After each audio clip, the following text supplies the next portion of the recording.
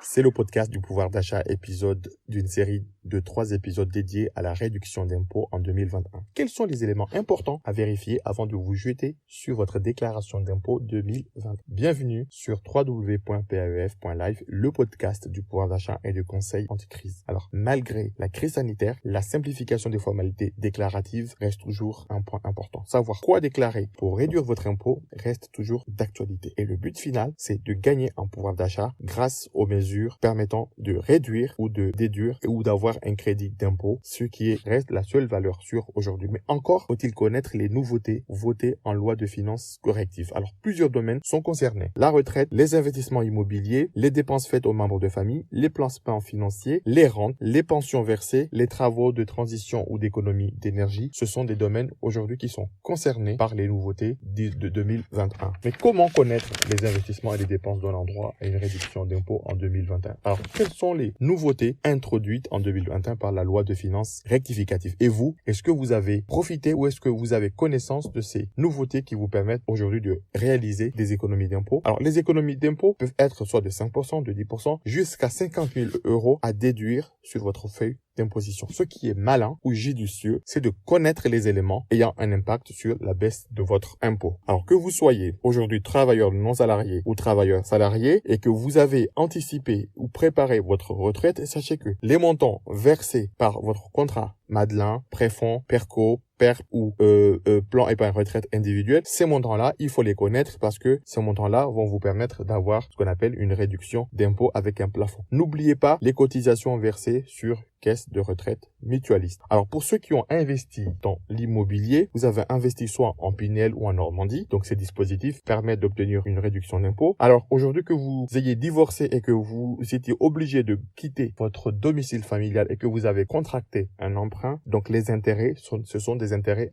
à garder à côté parce que ça ouvre droit à une réduction d'impôt. Vous percevez des loyers, vérifiez bien quel régime vous dépendez sur la déclaration d'impôt. Est-ce que vous êtes au régime microfoncier ou vous êtes en fait au réel? Parce que selon le régime, vous avez l'abattement de 30%. Donc, est-ce que vous avez fait aujourd'hui des travaux avant de relouer votre logement? Donc, ces travaux-là, et si ces travaux-là entraînent derrière une augmentation du loyer, sachez que ça permet et c'est aussi éligible à une réduction d'impôt. Est-ce que vous avez par exemple subi des pertes parce que vous avez loué votre local et que vous avez abandonné des loyers suite à la crise sanitaire? Sachez que cela aussi donne droit à une réduction d'impôt. Alors, pour ceux qui, par exemple, en fait, accueillent une personne âgée de plus de 75 ans, mais qui n'ont pas de lien de famille ou de lien de parenté, sachez que l'accueil, les frais engagés donnent droit à une réduction d'impôt. Vous pouvez également déduire si vous avez augmenté la pension versée à votre ex-conjoint. Alors que vous, aujourd'hui, hébergiez chez vous, en fait, vos parents ou que vous avez acheté un appartement pour les loger, sachez que cet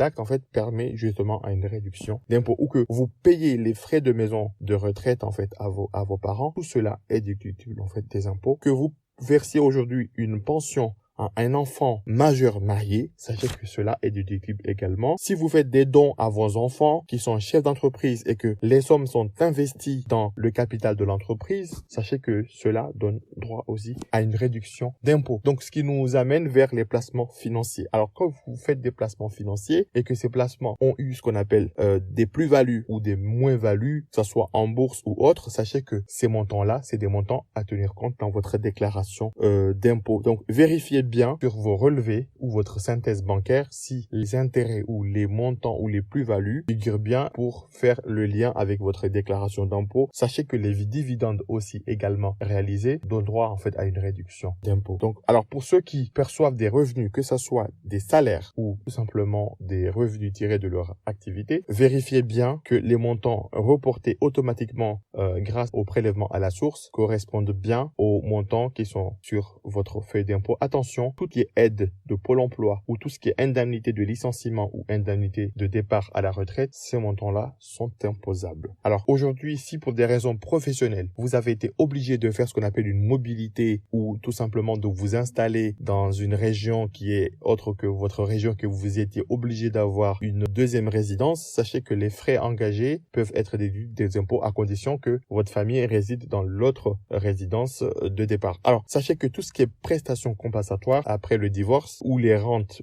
que ce soit viagères ou d'autres rentes, ce sont des montants à connaître parce que ces montants-là peuvent ouvrir droit à une réduction d'impôts. Alors, je vais vous parler d'autres réductions d'impôts pour ceux qui auront eu des changements dans leur vie de famille, à savoir que en cours d'année, si ils sont à la charge d'un enfant majeur qui a moins de 21 ans, sachez que vous pouvez le rattacher et ça ouvre droit à une réduction d'impôt. Si aujourd'hui, en fait, vous avez une obligation de verser une pension alimentaire vers un enfant majeur qui est marié, si vous avez rattaché un enfant qui est marié, si vous avez également rattaché, en fait, un enfant majeur de moins de 25 ans et qui est à votre charge, vous pouvez obtenir une réduction d'impôt. Si, par exemple, dans l'année, vous avez subi, en fait, un événement comme le décès d'un conjoint ou d'un partenaire pacsé, cela ouvre droit à une réduction d'impôt. Si vous avez divorcé, si vous êtes marié ou pacsé, ou si tout simplement vous avez changé d'adresse, sachez que ces éléments-là, ce sont des éléments à connaître, peuvent influer sur votre déclaration d'impôt.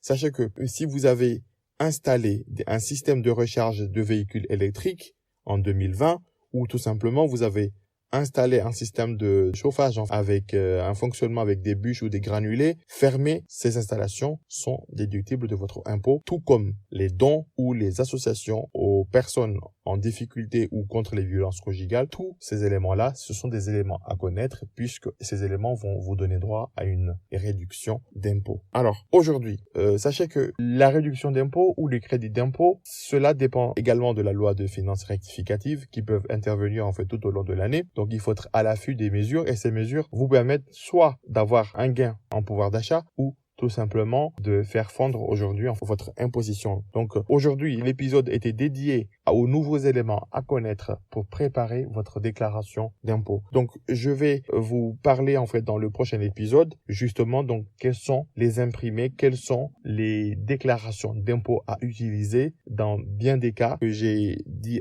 en amont ici pour obtenir ou pour faire une réduction d'impôt. Donc si vous avez des questions plus personnelles, des cas plus personnels, n'hésitez pas en fait à m'envoyer via la rubrique paf.live/contact votre numéro de téléphone. Je peux vous rappeler, on pourra échanger avec vous et vous donner plus de précision. N'hésitez pas à recommander le podcast autour de vous ou à vous abonner pour connaître les sorties de nouveaux épisodes sur la déclaration, mais aussi sur les montants et les gains d'impôts sur la déclaration de cette année. Merci et à très bientôt.